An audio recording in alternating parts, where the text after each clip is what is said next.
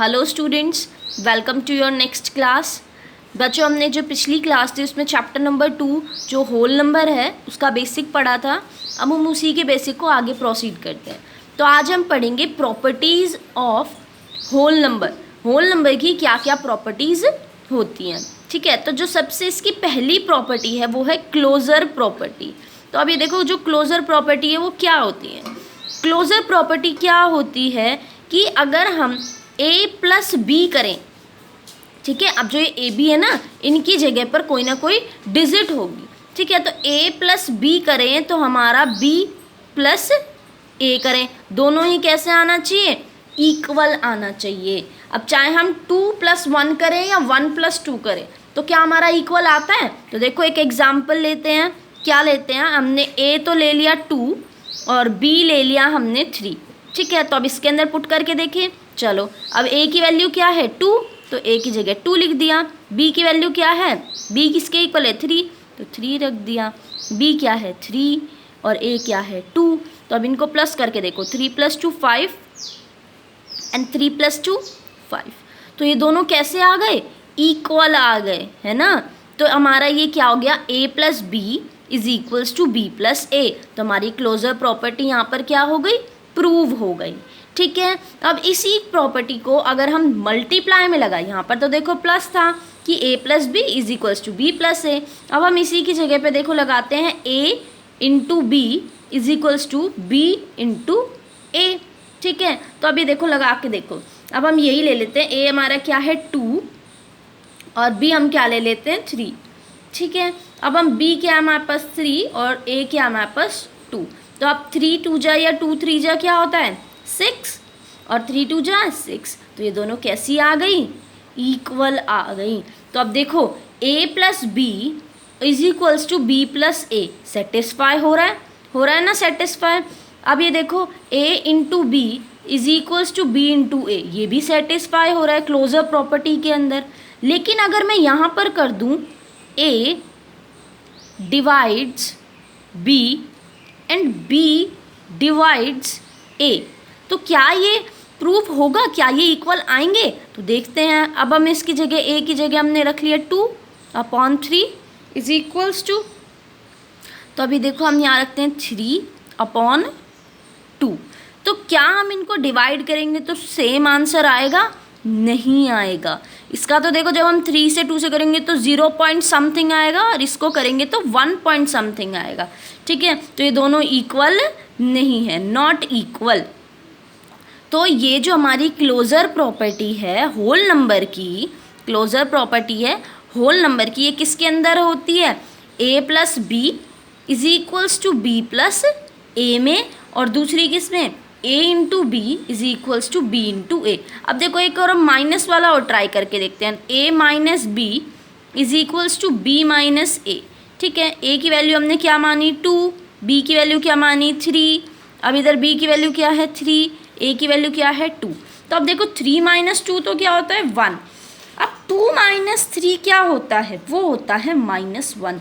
तो ये दोनों इक्वल नहीं है। ये आप आगे की क्लासेस में पढ़ोगे कि -1 और 1 कैसे इक्वल नहीं है, क्या है, ठीक है। तो लेकिन अभी हम बस ये पढ़ते हैं कि ये दोनों क्या है, नॉट इक्वल, दोनों सेम नहीं है, इसमें माइनस है इसमें नहीं है, ठीक है। तो हमारी जो क्लोजर प्रॉपर्टी है वो a plus B is equals to B plus A and a into B is equals to B into A, इसके अंदर ही सेटिस्फाई होती है फॉर होल नंबर्स।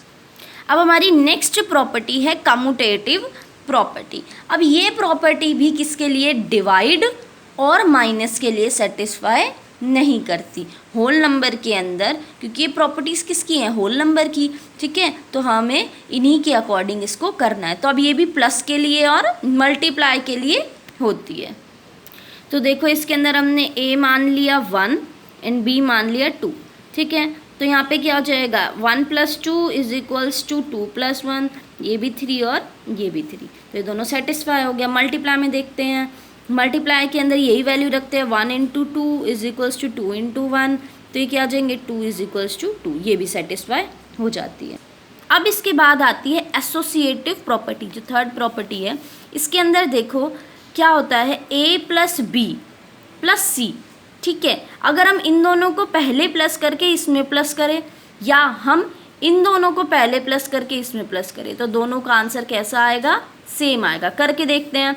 ए मान लेते हैं हम 2, बी मान लेते हैं 1 और सी मान लेते हैं 3।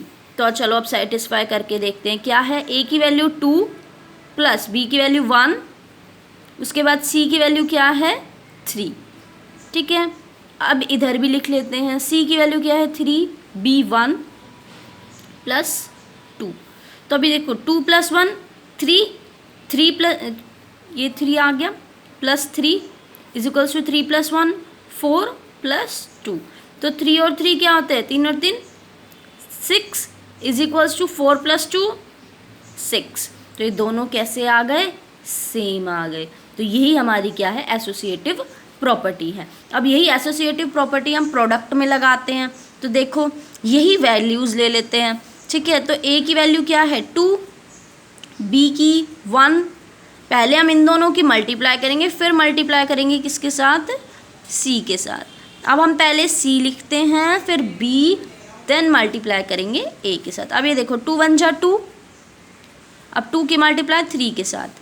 अब ये देखो 3 × 1 = 3 और इसकी मल्टीप्लाई 2 के साथ। 3 × 2 = 6 एंड 3 × 2 = 6।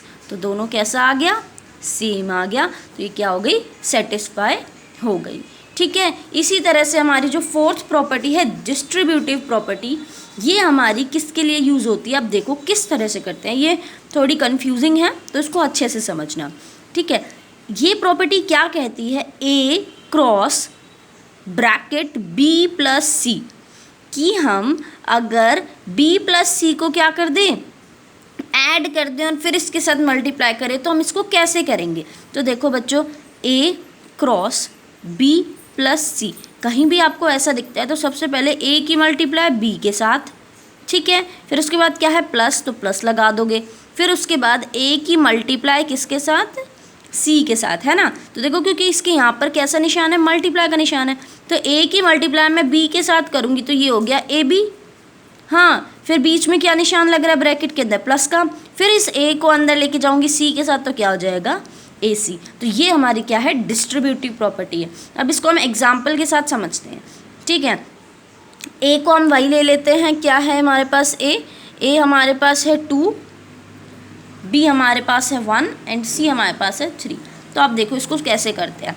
ठीक है, तो अभी देखो A क्रॉस B + C, ठीक है, = AB + BC। क्या ये इक्वल आता है, तो अभी देखो ये है 2 × B + C। B + C क्या है 1 + 3 = अब हम इसको कैसे सॉल्व करेंगे, A और B। A क्या है हमारे पास 2, B क्या है हमारे पास 1 प्लस B क्या है हमारे पास 1 एंड C क्या है हमारे पास 3। तो 2 × 1 2 प्लस 3 × 1 3। ठीक है, तो और अब ये देखो अगर हमने इसको ऐसे ही रखा तो 2 × 1 3 + 1 4 4 × 2 = 8। ठीक है, तो देखो इसके साथ मल्टीप्लाई किया 8 एंड 6 + 2 = 8। तो ये दोनों क्या आ गया, सेम आ गए। ठीक है, तो ये क्या है हमारी डिस्ट्रीब्यूटिव प्रॉपर्टी, कि हम इसको इजीली ऐसे कर सकते हैं। उसके बाद देखो बच्चों, अगर मैंने एक ये क्वेश्चन ले लिया, कैसे ले लिया कि 72 × 101। ठीक है, अब मैं इसको इससे मल्टीप्लाई करने बैठूंगी तो कितना ज़्यादा टाइम वेस्ट होगा। तो अभी देखो इसकी जगह हम डिस्ट्रीब्यूटिव प्रॉपर्टी लगा सकते हैं। कैसे, अगर मैं 100 के अंदर 1 प्लस कर दूं तो 101 बनेगा। अब हम क्या करते हैं, इसको इससे मल्टीप्लाई करते हैं, इसको इससे, और बीच में क्या लगा देते हैं प्लस। तो अभी देखो 72 × 100 प्लस 72। ठीक है, अब इसको हम इससे मल्टीप्लाई करेंगे तो 7200 प्लस 72। तो हमें अगर इन दोनों को प्लस करते हैं तो क्या आता है 7272। कितना इजी हो गया हमारे लिए पूरे को मल्टीप्लाई करने की बजाय डिस्ट्रीब्यूटिव प्रॉपर्टी लगाकर।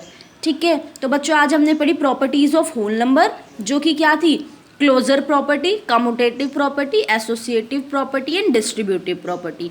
आई होप आपके सारी प्रॉपर्टीज समझ में आई होंगी। आगे के टॉपिक्स हम नेक्स्ट क्लास में क्लियर करेंगे। Thank you.